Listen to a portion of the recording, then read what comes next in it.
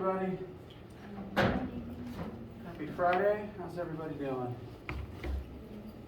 I'm glad to hear.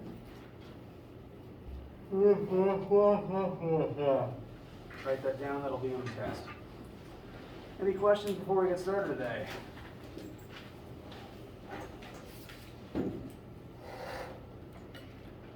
Alright. A couple small reminders as I eventually load up the calendar. Today we are moving towards the conclusion of Chapter 4. Chapter 4 homework and quiz are scheduled to be due on the 26th. So we'll have class that day to discuss any issues you encountered with it over the weekend and look at examples together. Then we will transition into test prep territory. So next week we'll look at review material, and I'll probably talk about a couple additional small topics to set up what we're doing after test 1. And then test 1 itself will be the week of October 3rd through 6th. You'll take it during lab time, but you'll come here instead because there's just more space for people to branch out.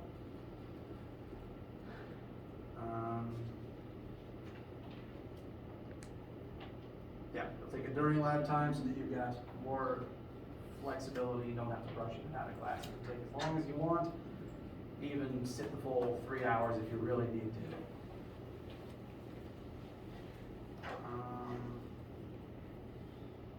I think I said all the things I wanted to talk about. Any comments about any of that before we move on today? So there's just going to be 3 lectures of this total review next week? Well, next week, Monday, we'll focus on homework questions and probably looking at an example similar to the one we look at today, because there is a normal lab next week. It will involve forces and tension and pulleys. So Monday is homework review and talking about that. Wednesday will probably be test review, like going over practice questions, looking at just making sure everyone can see the study materials that I'm posting. And between Wednesday and Friday, answering your questions, and I'll probably begin discussing like the stuff we're going to talk about in Chapter 5 so that we can hit the ground rolling after fall break. The Chapter 5 isn't on the test, right? It is not, because I do not like to, I like to give space between content, like between a homework being due and between when the test starts for people, because you guys are busy enough as it is. Chapter 5 in previous years was on the test, on test 1, but just how weeks are falling now and how, just because I want to get test 1 in before fall break, or really before midterms, which are the end of fall break week.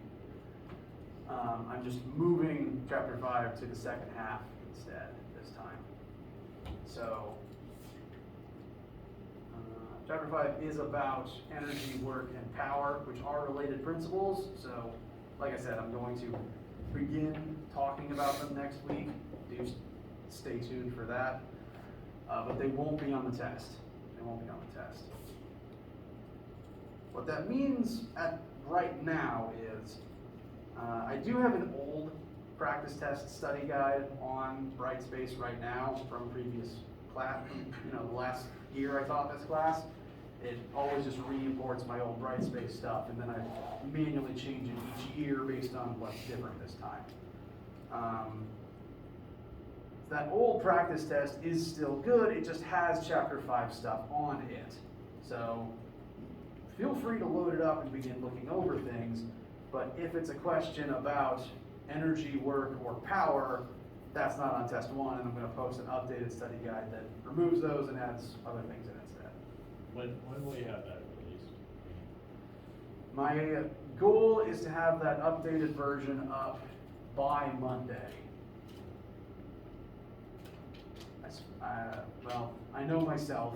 I know that I occasionally fall asleep. So I would say my goal is Monday, Wednesday at the latest, I promise.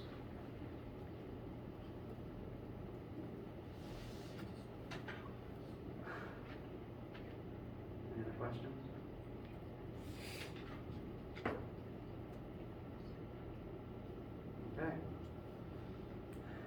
so for lecture content today, we've talked about each of the individual concepts that are a part of chapter 4. We talked about all the different types of forces that will appear on homework and stuff up till now. At this point, we're mostly just going over specific examples to get you used to using each type of force, and occasionally some of the examples that we have looked at and will continue to look at will combine various types of forces together into specific situations that may or may not have some specific logic and assumptions that you need to make to solve them. Last time we looked at one of those types of questions. This is a tension question that also involves the force of gravity. We set this one up, but I didn't get a complete final number answer for you guys yet, I don't think.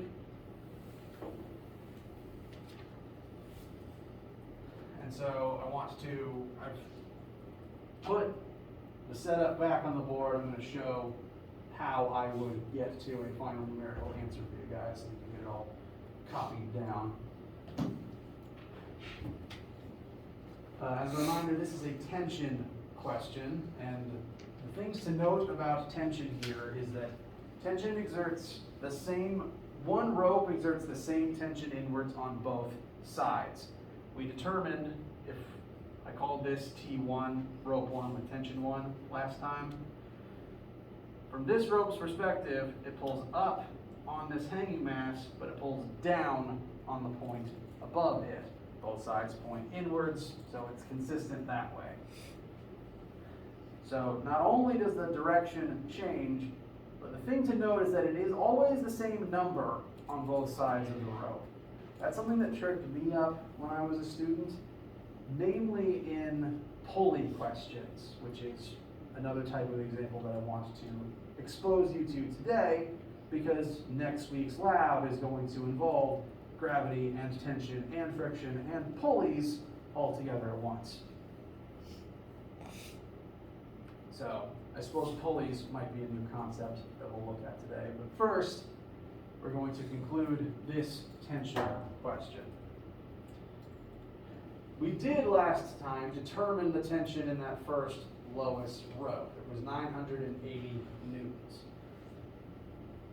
That force pulls upwards on the box, but it pulls downwards on the spot labeled P.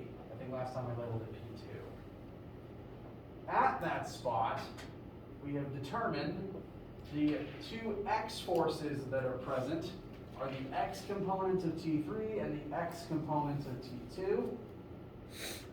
And the Y forces at that spot are tension 1 pulling down, the Y component of T2, and the Y component of T3, both pulling upwards. Yes? You're saying that A2 and A1 are equal? No. Because when you said something was equal. Did I say the word equal? You said there's two forces that equal on both sides or something, it tripped you up when you Oh, were a student. so what's equal about T2 and T3 is their X components are equal and opposite. Since we did establish at the front of this example that in all axes, the net force on this assembly is 0. The whole point is for everything to remain in place, no velocity, no acceleration. If there's no acceleration, there is no net force. So in both axes, X and Y, whatever is added together as a part of the net force, they must all add up to 0. In the x-axis, it means that T2 and T3's X components work against each other and cancel out. Because those are the only two X things present, and they are pointing in opposite directions. So the final number for T2 will not equal the final number for T3, but their X components are equal and opposite. Does that explain it? Okay. Yes? Which rope is T3 and which one is T2? This one is 2. This one is 3. I would put all the markings I did back on it before, but there's now different work under the board for the second thing we're going to look at today. Well, it's actually not that much. No, it's more than I can see. But pay attention just to the blue lines for right now.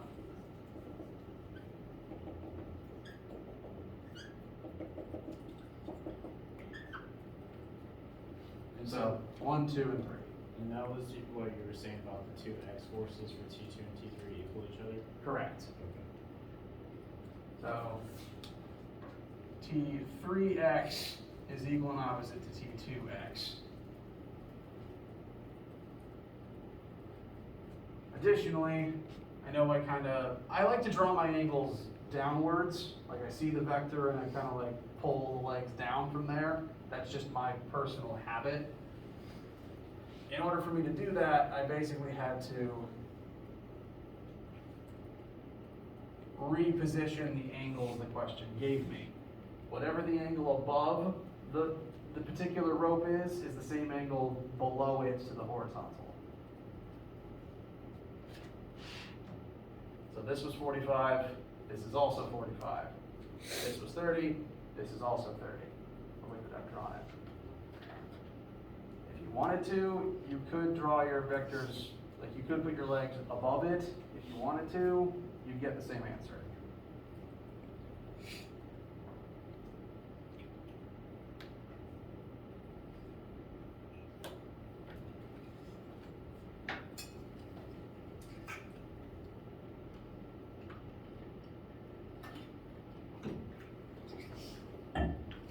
So, from this spot, all the force is presently on this spot.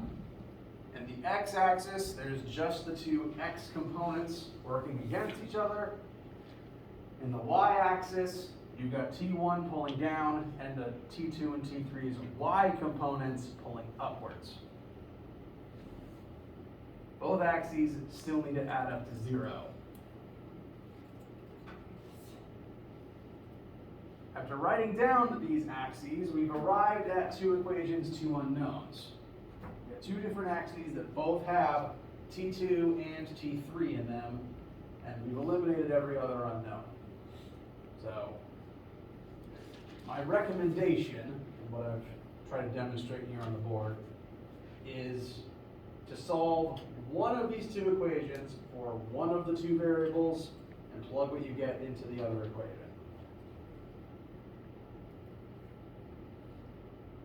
Since the x-axis equation happens to have fewer things in it, I started with the x-axis and solved for T3. And I'll step through each of my lines here. This was the original. Net force in the x-axis happens to equal 0. From there, just add T2 times cosine 45 over to the other side. That gives us T3 cos 30 equals T2 cos 45. We divide both sides by cos 30, and that gives T3 equals T2 times cos 45 times divided by cos 30.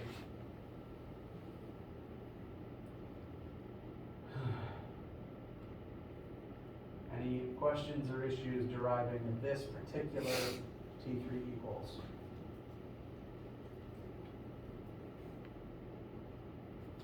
Okay. So now we have something else that we can write in place of T3. And so the next thing I would recommend doing is taking this and rewriting the y version with this instead of T3 in it. And so my next line here is simply, where there used to be T3, we're now writing what T3 happens to be equal to. So that'll turn the y-axis one into negative 980 plus T2 times sine 45 plus, here's where the substitution is, instead of T3, it's T2 times cos 45 divided by cos 30. Somehow all of my 4s and 5s and my 8s all end up looking similar. So 1 second. My 9s also.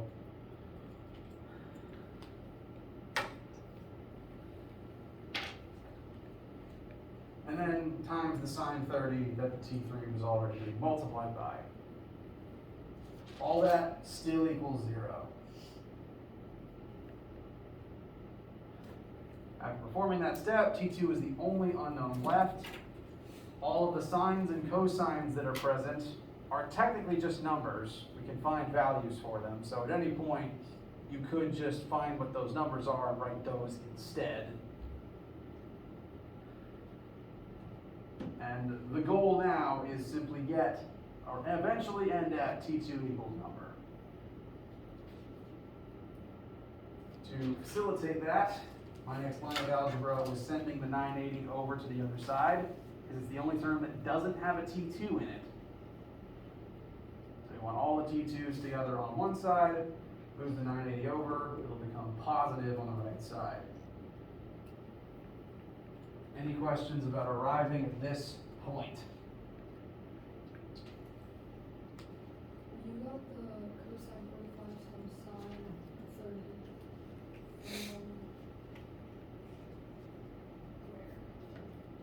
Where? This is a slight simplification of this piece here. So within the parentheses, it's cos 45 over cos 30, and then that whole thing's times sine 30. So this is the same as this. I just oriented the sine 30 on top of the numerator, which is where it functionally already was. So if we like input either one of them to the calculator, it would be the same thing. Yes, so if you did this fraction and multiplied the result by sine 30, it'd be the same as if you included sine 30 on top of the fraction.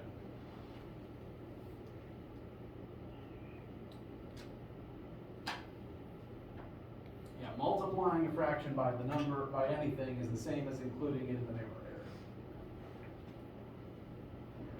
It's the denominator where things get weird.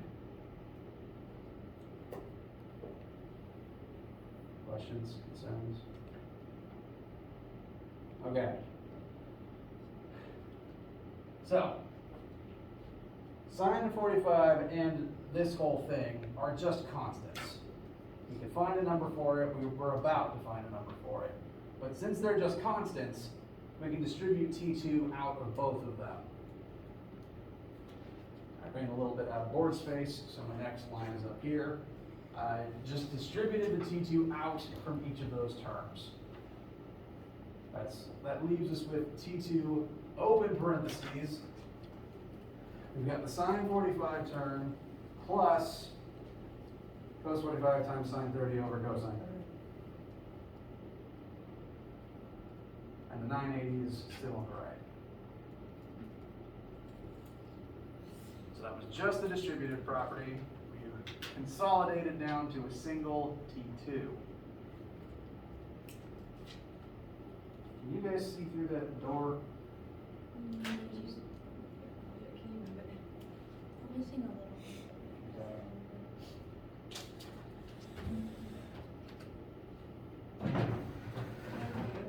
Door doesn't need to close.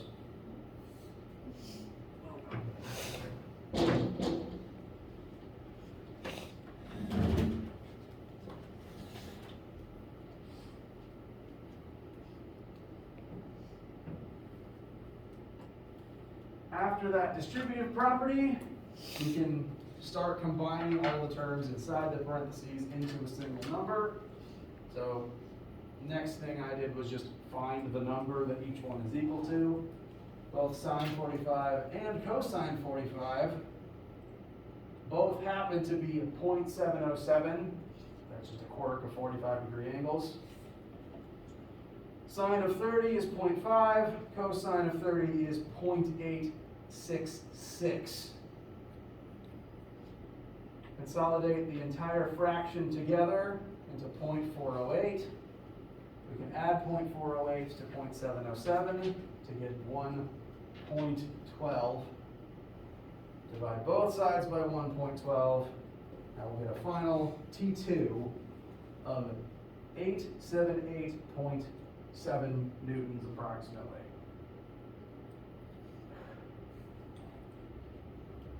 That is admittedly a lot of algebra to get there, but the answer makes sense.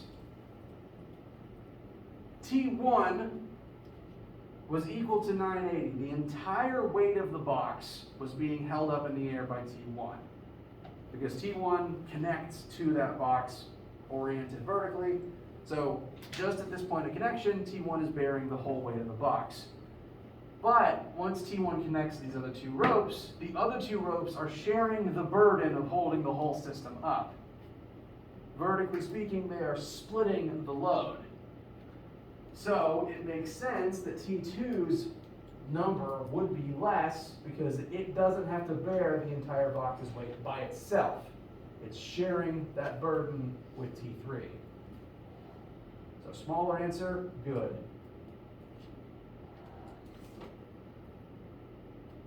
And once you have that smaller answer, we can plug it back into our simplified T3 equation and find T3 is 717.5, which is again even smaller. Good, makes sense. So the strings do not work. Did you answer your own question or did you psych yourself out? No, like, I was about to say out loud, I was like, this is stupid. Hey, all questions are important because if you don't understand something, it needs to be addressed sooner or later. That said, it's okay if you don't have the words for whatever is confusing you. Yeah, I was gonna ask if the numbers have been equal to the mass, but To the mass?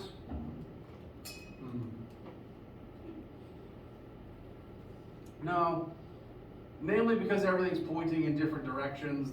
The literal sum of all three numbers isn't going to mean anything. Like 980 plus 878 plus 717. One won't tell you anything, and two, they're all pointing in different directions, so they don't add up normally anyway. If you just tried to add them, you'd get some number that's around 25,000, and it wouldn't tell you anything. Hypothetically, if you were doing this problem, but then you had to add in wind, Wind? Well, hypothetically, if the wind's blowing hard enough, like, say the wind is blowing this way. If the wind is blowing hard enough, you can just remove T3 and it would just stay there. So that's one way to think about it. There is actually, this is a fun fact I'm pointing out now. This is not anything that would be on the class. We've entered hypothetical territory. There's an entire sub-branch of science that is just about ropes, tension, and their behaviors. There's an entire formula for the shape a rope takes if one end of it is like attached to a floating balloon and the other end is tied to the ground. There's a formula for very specifically what is the arc of the parabola that it makes. Ropes are weird enough that they have their own discipline of study, basically. So that's not my specialty. I couldn't lecture on it all day, but someone could. And how they act in, yeah, that same formula would affect how they act in wind. what's it called? Off the top of my head, I don't have a very good answer for that. I don't even remember the name for the formula. I know I talked about it in my statics class.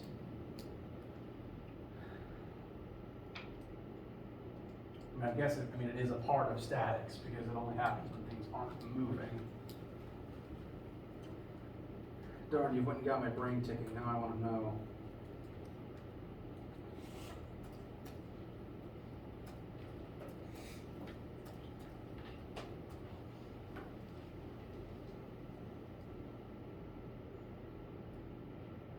All right.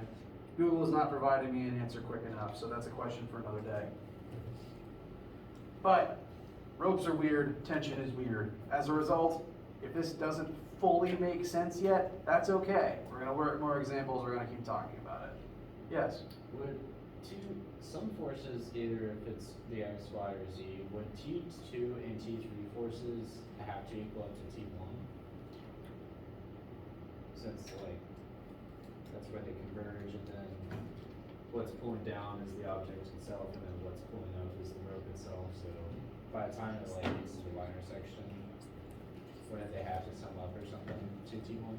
I mean, Because T1's the only rope connected to the mast. yes. So T1's tension is equal to the weight of the box because it has to be. At this lower point of connection, T1's the only thing holding it up. Right. By the time that T1 gets here, I would describe that as all three of them add up together to form 0. So it's not that, in this situation, T2 plus T3 does not equal T1, but T2 plus T3 plus T1 equals 0.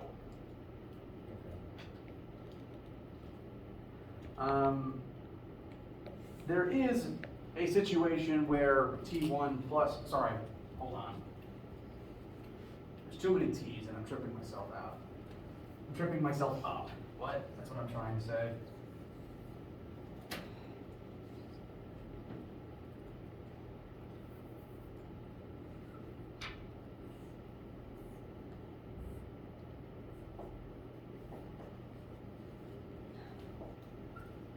If instead of being at angles, if T2 and T3 were just straight up and down, then their sum would be equal to T1, because they'd have to be. And this type of situation does exist, actually. In fact, if I just make that box round, that's a pulley.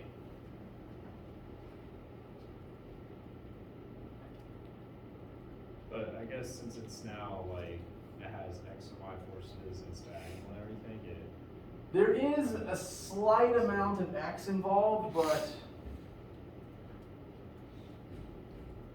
again, ropes are weird, so there's an entire there is a sub-discipline of statics that could tell you what is the inward pointing force from the rope curving around the entire thing here, because the rope would have to like form into a semicircle.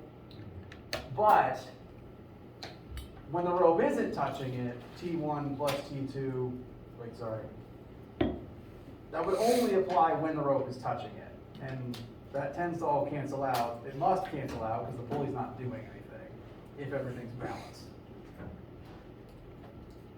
For the ropes, for the sections of rope that aren't directly touching the pulley itself, T2 and T3 would add together to be equal and opposite T1 if they're all on the same axis. So like right where there's two ropes, if they were hooked to whatever M and N, the ceiling, I guess we'll call it. Yes. If there's two ropes and we looked at it, those two anchor points, they wouldn't add up to the mass, which is 100, right? So it'd be like one They side's- would not, because there's an X component there. So the vertical components of the force at M and N would equal the weight, but there's X components built in also, because the ropes are pulling inwards at that spot. Therefore, the ceiling is pulling outwards, and that this is more words than I planned on saying. These are good questions. So at those connection points, rope pulls down and in, ceiling pulls up and out at both spots. The upward components would equal and opposite the weight if you add them together. But the vertical components cancel out like they do here. And since there is vertical components, that means the entire force the ceiling exerts wouldn't equal the weight, because at each point, there's X's being added into it. Where are those being added at now? Come again? Or like where, because like in the diagram that you're talking about where everything goes straight up and down, T2 and T3 would equal the weight. But now that like we have stuff. Well, there's some would equal the weight. There's some that equal the weight, that's right. But now that like we have the two ropes angled and spread apart from each other and they have an angle, whereas like, why would the X components make a big difference if those two anchor points won't equal the mass? Well, so by splitting it into two ropes, you reduce the work each rope has to do. Right. But as you increase the angle, that actually will increase the tension within each rope, because they still have to do the same amount of vertical work and you're adding an X component onto it. So all the vertical stuff, you're making correct observations about, but because it's at an angle, x's are being added on top. So now because of that, now we have an angle, we're kind of making tension. in Yes. other words. Making tension is inherently greater because it's at an angle. Okay, so it's tension because it's at angle plus the tension that the object is pulling down on both ropes. Yes. Okay, so would that mean the sum will be greater than the object since now it has both the object and, If you did add up, well, yeah, so like the value of this force and the value of this force would be the same as the values of the T2 and the T3 we just found. that makes sense. And those two values, 717 and 878, add up to more than the weight of the box. Okay, The force on each point is less than the weight of the box, but the total amount of force on the ceiling is more than the weight of the box. okay. That makes sense. The best situation that a human might have experienced that I can try to compare it to is the tension and pain in your legs if you're trying to do a split. Because standing is easy, that's just your legs dealing with vertical force. They're built to do that. But if you start standing wider and wider apart, things start to feel different until eventually, once you get as wide as possible, there's as much force in your legs as you can bear at that angle. At an angle, there's inherently more force than when you're just vertical. Okay.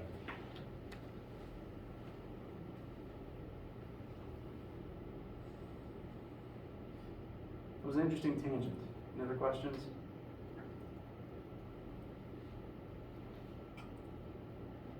Okay. Well, I at least wanted to begin talking about pulleys, even if we don't get all the way through this next one.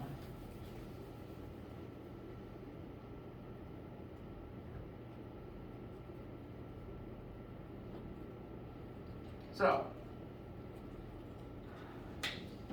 continuing on from tension conversations, I'm going to add the idea that pulleys exist. And what pulleys do to tension is they really just change the direction it points in. The purpose of a pulley is only to change the direction of a rope. And by changing the rope's direction, you change the direction that it exerts tension in. For example, here we have a pulley setup. There's a rope going over this pulley. On one end of the rope is box 2, hanging just vertically straight up and down over nothing. And on the other end of the rope is box 1, which is sitting on a flat horizontal surface. Both of these objects are attached to the same rope, meaning that the same tension is acting on both of them. Whatever the tension of the rope is, it affects them both.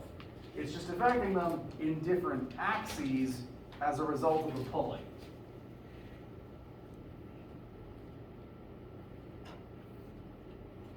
So same tension on both objects.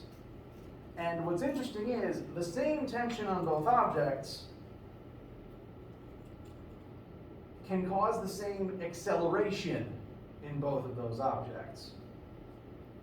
If you look at this physical scenario, this situation of one object hanging over a pulley tied to another object just sitting on the table, if I physically built this in front of you and let go of it and let gravity in the universe do what it was going to do to it, what would you expect to happen? Fall. Right. Object 2 will begin descending. And since it's physically tied to object 1, what's object 1 going to do? Pull to the right. Pull to the right. Very good. Not a trick question, I promise. They're physically tied to one another. So therefore, they're basically one extended object. They're one extended system. If one of them moves, the other also has to move. The previous example we did had a net force of 0, because the entire point of the string structure in the previous example is everything is locked in place, hanging still. But this is a dynamic tension example. Things are going to start moving. The net force on both objects isn't going to be 0. But there is still commonalities here. Both objects have the same rope acting on them, and that rope will exert the same tension on both objects. And since both objects are physically tied to each other, they will both have the same acceleration as a result of net force not equaling 0.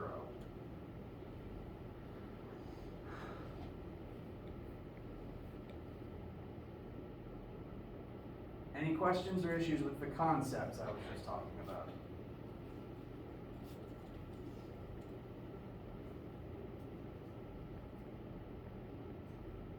Okay. Now, we can analyze all the forces present in this situation and determine what the resulting acceleration will be and what the tension in the rope must be in order to cause that acceleration. Again, note, the same tension acts on both objects and they will both share the same acceleration. They're physically tied together, they have to move together. So if we analyze the forces on both of these objects, we're going to arrive at another 2 equations, 2 unknowns situation. Both will have the same tension, both create the same acceleration. Those will be the 2 unknowns that we solve for. Each object has a different list of forces acting on it. Object 1 has its own weight pulling down. We're actually told the weight this time instead of its mass. It'll have some amount of normal force pointing up, and it has tension pulling unopposed to the right. For simplicity's sake, we're assuming friction doesn't exist yet. We'll do another one later where it does. Assuming friction doesn't exist, tension is pulling unopposed to the right on box 1. Those are the 3 forces present. As a result, we write down that force analysis for box 1. In the y-axis, net force in the y on box 1, normal force up, gravity down. This axis does still add up to 0 because box 1 isn't falling up or down. Box 1, once it starts moving, is just going to slide horizontally across a table. It's not moving up or down, it's not accelerating up or down. So the vertical net force on object 1 is still 0. So all this axis really tells us is normal force and gravity are going to cancel out. What's a little more interesting is the vertical axis acting on box number 1. And the vertical, I just said the wrong word again. The horizontal axis for box 1 is more interesting. If you look at the horizontal forces on box 1, there's only one, the tension in the rope. So that tension, net force, there's only one force, so there's nothing really to add. And net force is equal to mass times acceleration. So that tension must be equal to box 1's mass times the resulting acceleration as a result of this tension.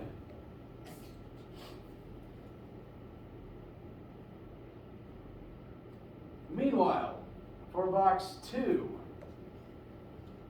box 2 has its own weight pulling downward, and it will have the same amount of tension from the same rope pulling up instead of to the right.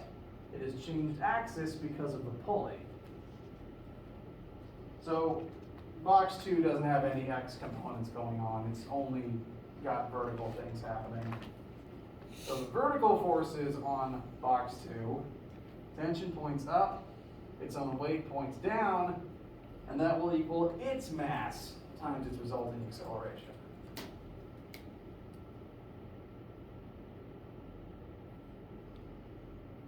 Any questions, issues, concerns arriving at these conclusions?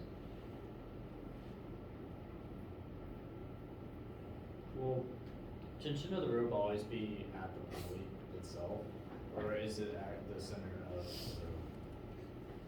I suppose pointing towards the pulley would be a better way of summarizing it in this case. Like whatever part of the road that's in contact with the pulley, is that the part of the road that has the tension, like,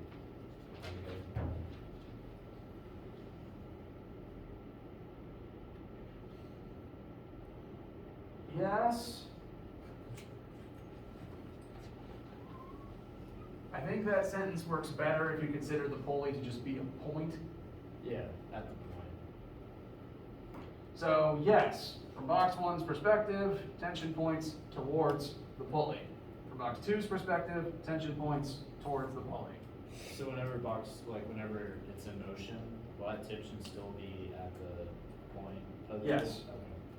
The rope does move, but the tension number doesn't change and the tension direction doesn't change. Okay.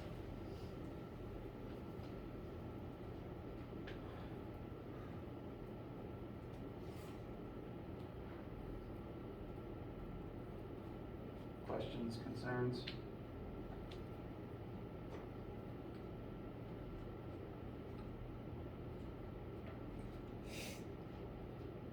Okay.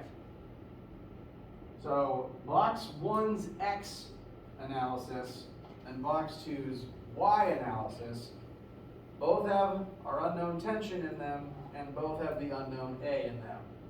Same rope, same acceleration for both, so same T and same A. So we can use one to solve for the other, as we've been doing. Two things to note before we do that. One, we do need the mass of each box. We were given weight this time, so we actually have to convert weight into mass instead of taking mass and finding weight. So we were given FG, we want to find M instead. So box one's mass would be 10.2 kilograms, box two's mass is 5.1 kilograms. Those numbers will just be subbed in place of M1 and M2. The only other thing to note before we can find our answers here is I have manually added a negative sign on this term right here. What's a little weird about this situation is that both objects do accelerate at the same rate, but even within their own axes, the acceleration doesn't always point in the positive direction. Within box one's x-axis motion, it's going to accelerate positive x. Box two, it will accelerate down, which is negative y. We need to take that into account or the math won't work. To take that into account, I put a negative here manually. We will get one numerical answer for the magnitude of acceleration. That magnitude just happens to point downward for box two.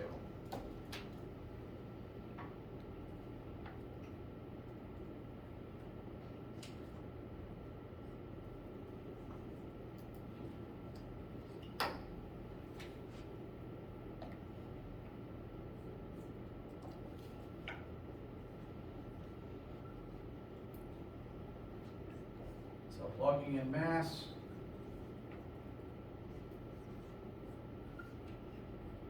T and A are the only unknowns left. And conveniently, this one's kind of already solved for us. We can, anytime we see a T, we can write 10.2 times A instead. So I'm going to take that, bring it into the second equation, which will make 10.2 times A minus 50 equals negative 5.1, also times A. A is the only unknown left. I recommend bringing the A term to the left and the non-A term to the right.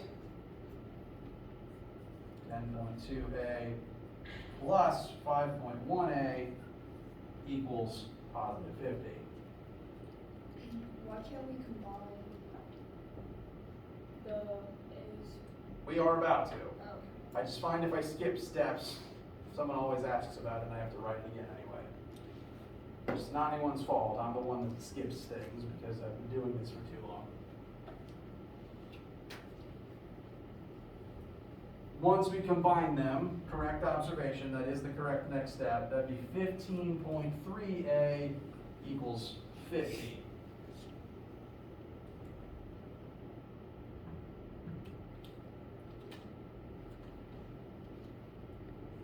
That should give us a final A, if my memory serves, of about 3.27.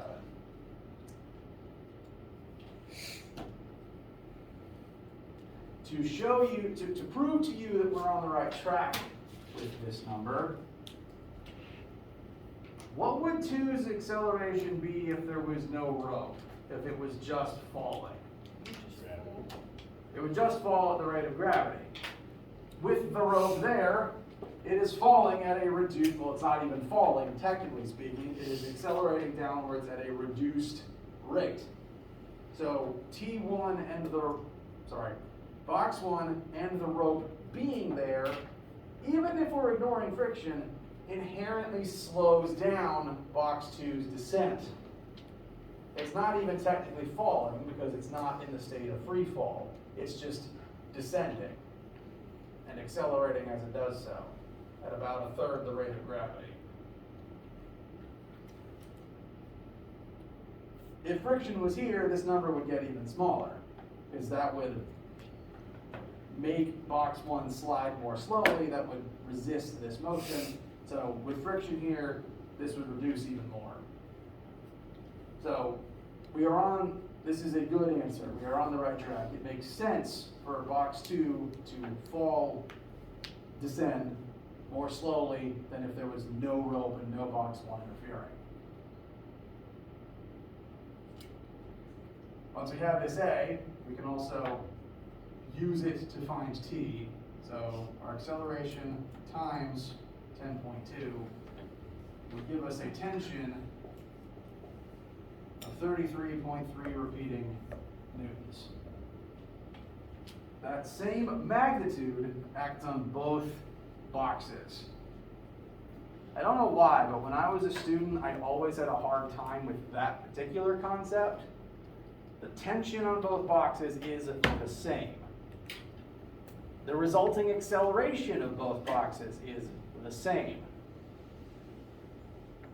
But the net force on each box is different. The same tension contributes to different net forces, and the different net forces on different masses create the same acceleration. Where did we get 33.3 again? That is A plugged into here, plugged into the first one. Whenever I do two equations, two unknowns, I always solve the simpler one, plug that answer into the more complex one. Whatever answer you get out of that, plug back into the first. That's my usual strategy. As I've mentioned, tension and ropes are weird, so it is okay if this is confusing. It's okay if homework is still weird. We'll address that on Monday. I'll make sure everyone is set for it before it's due. And we'll continue looking at Pulley examples, including during lab next week. Tension and pulleys together. Anyone need anything before we break for the weekend? All right. Have a great weekend. Any questions while you're working on stuff, let me know. It's okay to email me at midnight.